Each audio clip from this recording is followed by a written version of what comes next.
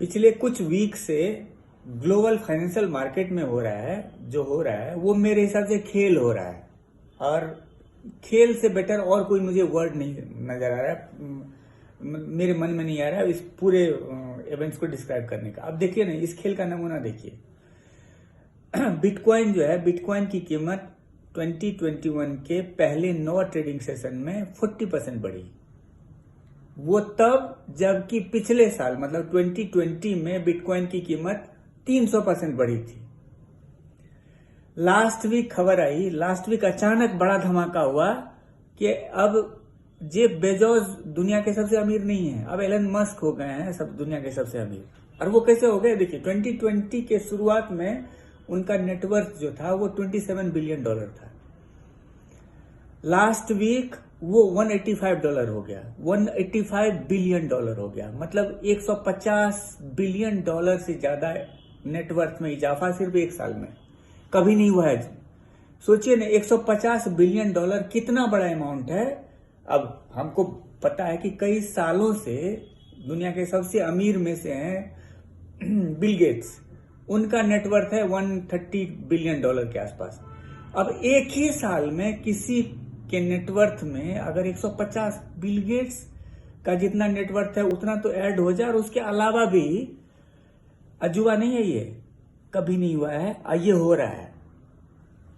तीसरा चीज देखिए, कॉस्पी जो साउथ कोरिया का जो इंडेक्स है, शेयर इंडेक्स, उसका पहले साल के 2021 के पहले ट्रेडिंग वीक में उसमें 10% की बढ़ोतरी हुई। शेयर के प्राइस में वीकली इतना चेंज कभी कभी होता है, रेयर है, लेकिन इंडेक्स में 10% का वीकली गेन मतलब कि बहुत अजूबा है ये। अब इंडिया का ही देख लीजिए, इंडिया का 2021 के पहले 7 ट्रेडिंग सेशन में 6 दिन इंडियन मार्केट ने रिकॉर्ड बनाया है। और अब यह हालत है कि पिछले एक महीने में हम जो है, हमारा शेयर मार्केट 8% बढ़ा है, पिछले 3 महीने में 21-22% बढ़ा है, और पिछले 6 महीने में 34-35% बढ़ गया है। ये सब जो है कभी नहीं ऐसा हुआ था। और वो मतलब 6 महीना, 3 महीना, वीकली की जो और मंथली की जो बात कर रहे हैं वो तब हो रही है जबकि इससे पहले भी हम रिकॉर्ड बनाते रहे। मतलब कि अनप्रेसिडेंटेड मूव हो रहा है ग्लोबल फाइनेंशियल मार्केट में। अब ये जो सिर्फ शेयर प्राइस नहीं बढ़ रहा है, अब देखिए, हमको पता है कि 2020 में डिमांड डिस्ट्रक्शन मैसिव स्केल पे हुआ, उसके बावजूद क्रूड ऑयल जो है ग्लोबली 9 मंथ क्रूड ऑयल का प्राइस जो है 9 मंथ हाई पे है। स्टील प्राइस जो इंडिया में है वो 12 साल के सबसे ऊंचे स्तर पे है। कॉपर में भयानक तेजी है, और क्रिप्टो करेंसी की हम बात कर ही चुके हैं, गोल्ड और सिल्वर सब में तेजी है। मतलब कि ये तेजी सिर्फ एक एसेट में नहीं हो रहा, सारे एसेट एक साथ बहुत तेजी से बढ़ रहे हैं।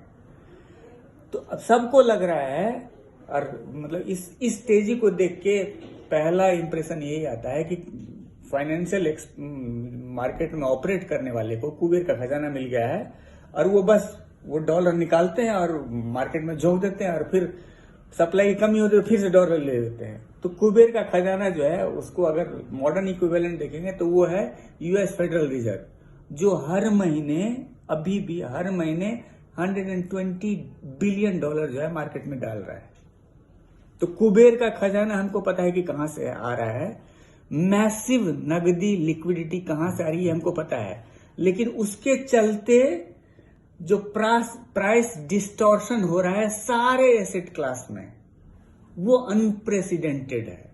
हमको सबसे ताज्जुब ये हो रहा है क्या कि फाइनेंशियल एक्सपर्ट्स, कम से कम वेटरन जो है, उनकी मेमोरी इतनी शॉर्ट कैसे हो गई। 2008 के फर्स्ट 6 मंथ्स में एग्जैक्टली यही सिचुएशन था। हर एसेट क्लास इस तरह से भाग रहा था, लगता था कि खरीदार को लगता है कि आज अगर नहीं खरीदे तो फिर कल मिलेगा कि नहीं मिलेगा पता नहीं। अब देखिए 3-4 नमूना देखिए, 2008 में 3-4 कमोडिटी के प्राइसेस में क्या हुआ था। क्रूड जो है पहले 6 महीने में 60% बढ़ गया था। स्टील की कीमत जो है फर्स्ट 6 मंथ्स में ऑलमोस्ट डबल हो गया था। कॉपर की कीमत जो है 30% बढ़ी थी। शेयर मार्केट रिकॉर्ड हाई बना ही रहा था, लेकिन उसी के बाद पता चला गया कि लीमन ब्रदर कोलैप्स कर गया, और उसके बाद जो नेक्स्ट 6 मंथ था उसमें मैसिव स्केल पे प्राइस डिस्ट्रक्शन हुआ। तो मतलब जब भी एसेट प्राइस में बिना किसी रीजन का, बिना कोई रैशनल का एकदम से तेजी इस तरह से हो जाए कि पता नहीं कल मिलेगा कि नहीं मिलेगा, तो थोड़ा सा सावधान होकर सोचना चाहिए कि आखिर हो क्या रहा है।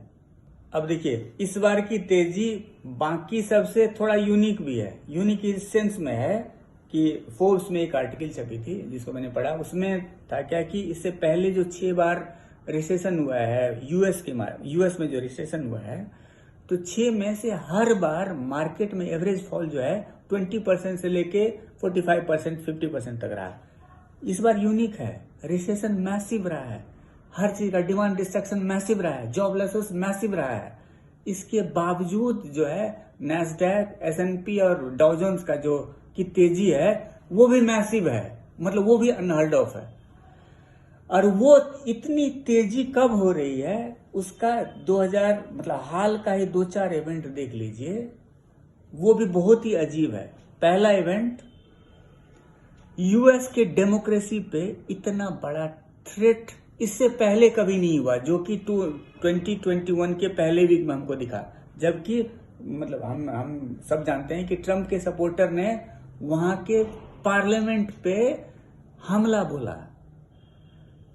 अनहर्ड ऑफ, यूएस हिस्ट्री में ऐसा कभी नहीं हुआ, यूएस के डेमोक्रेटिक हिस्ट्री में ऐसा कभी नहीं हुआ। और वो सपोर्ट करने वाले, मतलब वो जो मॉब का कंपोजिशन क्या था, मॉब सारे वहां के इनकम्बेंट प्रेसिडेंट जो अभी प्रेसिडेंट हैं उसके सपोर्टर।